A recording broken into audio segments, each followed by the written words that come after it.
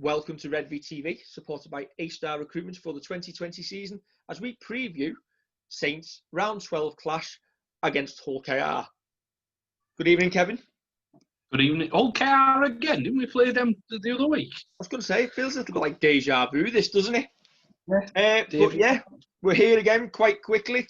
If you can't be bothered watching this, just listen to what we said 2 weeks ago and skip to about 10 minutes. No. Don't listen to what he said 2 weeks ago because Dave predicted 46-0. Correct, and that's what I'm going for again tonight. I'm going to get it right at some point in my life. 46. Listen, we won by 48 last week. I was close there. Yeah, fair enough. I'll give you that one. But yeah, worried about this week? No. You know what? Hull KR are a decent team. I think. Well, they've shown to not have a curse the wrong thing, but they've got. I keep using the phrase free hit, but because there's no relegation, they can afford to give it a go and kind of play a bit of free flowing rugby.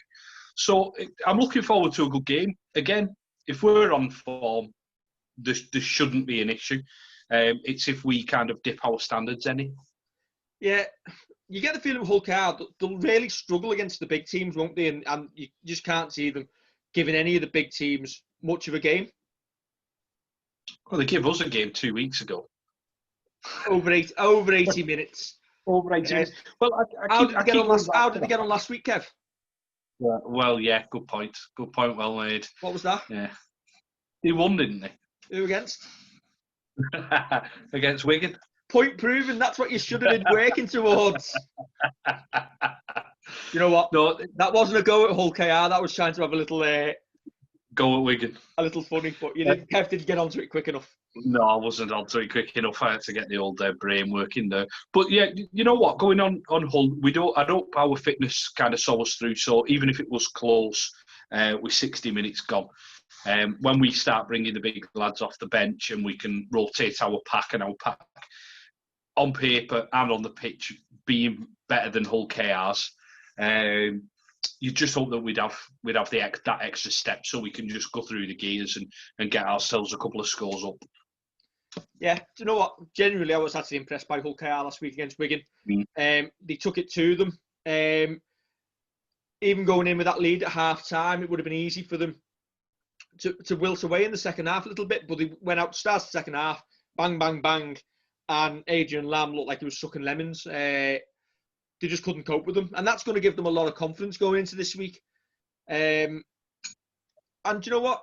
I'll say 46-0, probably a little bit in jest. You could maybe see the game going a little bit similar this time round, being close early on, and hopefully Saints then pull away late on. Yeah, that's it. I mean, going on our squad, Josh Eves and Lewis Dodd drop out, and we've got old heads coming back in James Roby and Zeb Tyre, and we should be better for that. Listen, the young lads who've stepped in have done really, really well so far this season. But just having that experience to kind of get us through should be a big positive for us this week. Especially with Roby coming back as well. I thought Aaron Smith did really, really well against Huddersfield. And it'd be good for him getting them minutes under his belt. But, I mean, you can't... The experience and the class of James Roby, you can't replace that at the moment. Yeah, obviously Christian Wolf has said that Theo Farge is fit and will play this week. You get the impression ahead of the Warrington Cup game next week, he's going to go with essentially the team that he sees playing against them for making probably his best 17 that's available. Yeah, can't disagree with that. Although it does kind of pose a question, if Theo comes back in, do we have the reshuffle again? Does Jack Wellesby come back and onto the wing? Does Josh Sim keep his place? Does Matty Costello play wing or centre? It's going to be a tough one for him to choose because nobody's let him down wherever they've played. Yeah, for me, I actually think Josh Sim will drop out this week. Obviously had a great game last week, but I think it may be a little bit early and a little bit unfair to potentially chuck him into such an important game next week against Warrington. So I think Matty Costello will keep his place purely because obviously he's got more experience, Super League experience, and I thought he had a good game last week. Yeah, he finished the tie really well, didn't he? From that Jack Wellsby pass. It's going to be interesting. You don't know who's carrying a little knock or whatever. I mean, Josh Sims had some promising words from Christian Wolf as well this week, and again, he was unlucky not to score himself. It wouldn't surprise me to see Josh Sim get a run of a couple of games with him being an out-and-out centre and being the future of the club. But you're right, you can almost see when we played Wellsby on the wing and Costello at centre, that could well be the kind of default at the minute without Makinson and Percival. Yeah, I just think I want to say the word play it's safer. But maybe if Lewis Dodd had played last week, it might have been obviously Josh Simon missed out and Jack Wellsby would have gone and played back out on the wing. Yeah. So for me this week, I think Josh Sim misses out. I think Joe Batchelor misses out. I think Jack Ashworth misses out. Yeah. And the last one, I couldn't tell you. Well, it's a big choice for him. With having so many forwards fit and playing well, it's going to be a tough call to leave someone out. Usually you'd turn around and you'd look at the higher numbers of the squad, James Graham excluded with that, and go, well, it might be James Bentley or Aaron Smith, but I think they've both proved that they should be in the 17 at the minute. I think for me, I think James Bentley is now one of the first names on that team sheet. He should be. He's playing really, really well. And that's it. And you look at the likes of Dom Peru, who has just come back from injury. Has he got the credit in the bank to kind of take a place on the bench and kind of knock one of the other players out? I don't know. I don't know what he'll go with, to be honest. It's going to be a really tough call for him. Do you give Louis a week off? Potentially, what he's capable of. He hasn't missed any, has he? I don't think. Maybe just give him a week's rest. Possibly, or I think he could look at that when the games start coming thick and fast rather than now and just keep players going and ticking over. It's nice to have options. It really is. And I'm glad he's making the decision and not me. We'll move on to the Hull KR squad. I looked at that squad earlier and I thought, are they not able to, I was going to say, can they not count past M? Count past it. Oh, jeez. There we go. So we won't say anything else except we'll laugh at Dave. Yeah. It stops at M. Good point. But yeah. But Jordan Abdul, I think he didn't pick up the Man of Steel, the 3 Man of Steel points last week. So he's going to be a bit of a danger man for them. I think they've kind of, obviously, they've swapped it about a little bit. Jamie Ellis drops out and he played against us. So they're trying to find kind of partnerships that work. And as I say, whether they're playing for contracts at Hull KR or in Super League next year, or just trying to finish, as everybody does, as far up the table as you can, they've got nothing to lose. Got absolutely nothing to lose in this game to go out and throw it about a little bit. Hey, see that lad under Sean Kenny Dowell? Yeah. He's a proper comedian, him. Oh, no. Move on. Cookies. That only works in your Scouse accent. It doesn't work in mine. Sorry. You've got to have a bit of fun on this. Jordan Abdul, I want to discuss a little bit. I don't think I've ever seen that lad have a bad game. He always seems to be really influential in every game that he plays. And I'm surprised he's not been ever present for Hull KR. He's come into that side after coming from London over the last week or two and been really, really good. Have I not just spoken about Jordan Abdul? I'm going to go into him again. I was too busy planning my next show. But no, does he deserve a bigger stage? Possibly. Could be one of those underrated players that could, given I don't know, I'm trying to think of a mid-table club who's always bobbling about. The likes of Leeds at the minute. Well, all right, Wigan again then. No, but Leeds at the minute too, they've got they've got Rob Louis there, they've got Richie Myler there, they've got Luke Gale there. He'd probably go well with the likes of a Luke Gale, maybe not at least, but having a good, solid half-back partner with him who's been around the block. Yeah, I think he'd go really well for one of your clubs who are aspiring for the playoffs. Maybe like a Hull. Probably the last one on Hull KR. It's good to see Fred Flintstone's wife in the squad.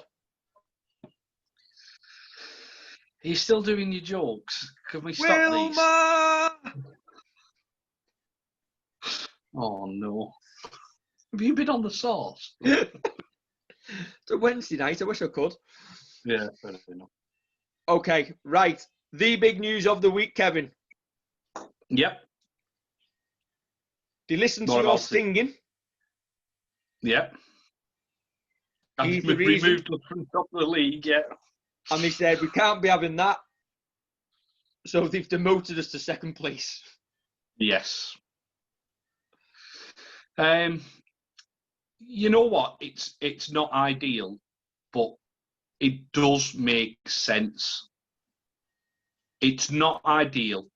I think it's been done in the past as well, the percentage thing. So you go, your place is obviously decided on percentage of wins. That's why Catalan are the only team to kind of move. They've moved up and dropped a couple of teams down. Everybody else has pretty much stayed where they were, haven't they? Apart from Wakefield and Salford, I think, possibly. And they've done it in years where I think it was early 1900s, and they did it during the war. And you can kind of see similarities to a season where you might not have everybody finishing playing every game. So it does make sense. A question that I saw thrown about on Twitter was, what happens to the Toronto games now? Should they still be included then?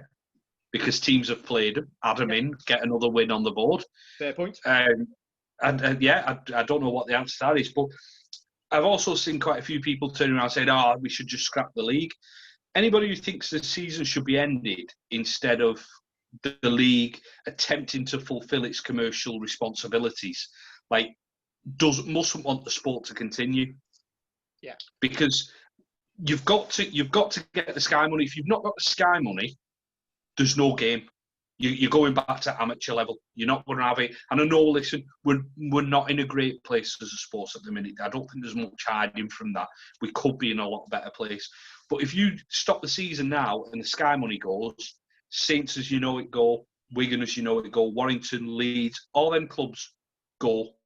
And they either, I don't know, try it again from scratch with amateur players, because you're not going to keep people on amateur money. I kind of don't get the thought of why people want the season to end. You've just got to try and get through as best as you can. And listen, I know that they've reordered the table now based on percentage, but the hope is that we're still going to play every single game, and that won't matter because it will all level out anyway. For me, I'm glad if this is a potential option that they would have to look at towards the end of the year to get the season completed and the playoffs and the final with the stadiums being booked. I'm glad they've made that call now, rather than you get to round 22, find the team's 4 games behind, and you think potentially you could be 4th, and you think you've made the playoffs, and then they go, oh no, we're changing it now. At least you now know what you're aiming towards and what you're working towards. And you're right. Listen, we've had our own COVID positive tests and players. It could benefit us potentially in the long run if there was a big spike locally and we couldn't play. You don't know how it's going to affect anybody at this moment in time. And it's like there, but for the grace of God go I, isn't it? Yeah. It's just an awkward situation. And listen, at least they're being that one, Kev. Innovative. That word, Kev. Innovative. At least they're trying it and they're being proactive and forward thinking. There's a lot to have a go at them about it. And listen, you're never going to please everyone, are you? Yeah. But yeah, we'll be back on top soon enough, and we'll get that song. The thing is, I'm quite happy to be champions with an asterisk after it. That doesn't bother me in this season because if you like, because this season you've just got to get it finished. I'm not entirely convinced that next season is going to be as free-flowing as people think, that we're going to start on one day, finish on another. Everybody's going to play home and away. We're going to be in grounds, and there's going to be 18,000 for Saints Wigan, whatever. You're right, Kev. I think this rule could be for next season as well, potentially, based on percentage. At least looking at it. And listen, as I say, they've done it in the past. It's not ideal, but to get the commercial responsibilities for Challenge Cup TV money, for Super League TV money, they've got to do whatever they can to finish the season. Yeah, speaking of which, we're going back into lockdown pretty much, aren't we? Obviously, they were looking to get fans back in the stadiums in October. Doesn't look like we're going to be going this year, really, does it? Well, they've said that live sport isn't really changing. I know they've taken out the paying punters going to Doncaster racing this weekend, this week. Sorry, Kevin, isn't that when they say live sports not affected? I think they mean, I'm assuming they just mean the teams who are actually involved in it. I don't think they mean crowds.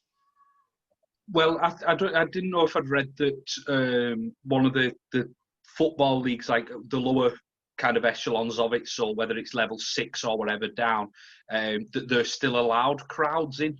All right. I might have read that wrong. I was trying to flick through before. If this keeps going for a while, it's gonna kill a lot. Yeah. Well, that's the issue, isn't it? I think I'm wanted. On the plus side, Kev, the government have said that groups of up to 6 can meet outdoors. So Salford's home games are going to be back on very shortly. Oh, you're having a right go at some clubs tonight, aren't you? Yeah, fair enough. Yeah, it's disappointing that we're having to go back into it.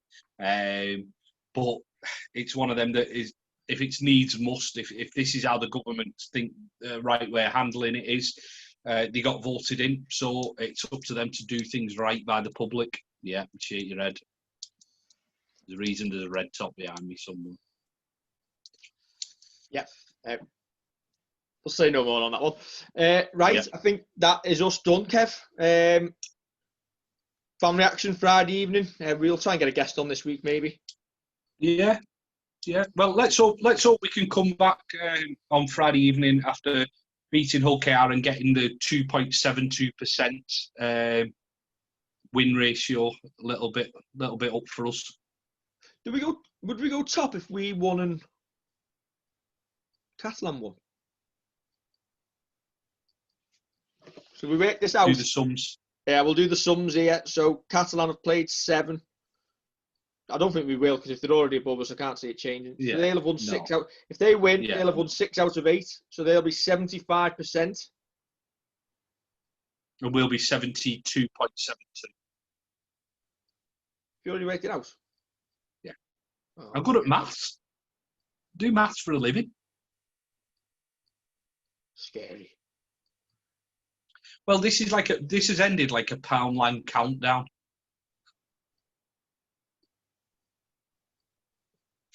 You're no Rachel Riley. I can count my alphabet very well, Kevin. Yes, you counted all the way up to it before. Kev, once again, you are quite right. This is why he is the brains of this operation, whereas I am the looks. Okay, if you say so. Okay, don't forget to like, share and subscribe. Please share this post on social media if you've got this far. We love you. Take it easy.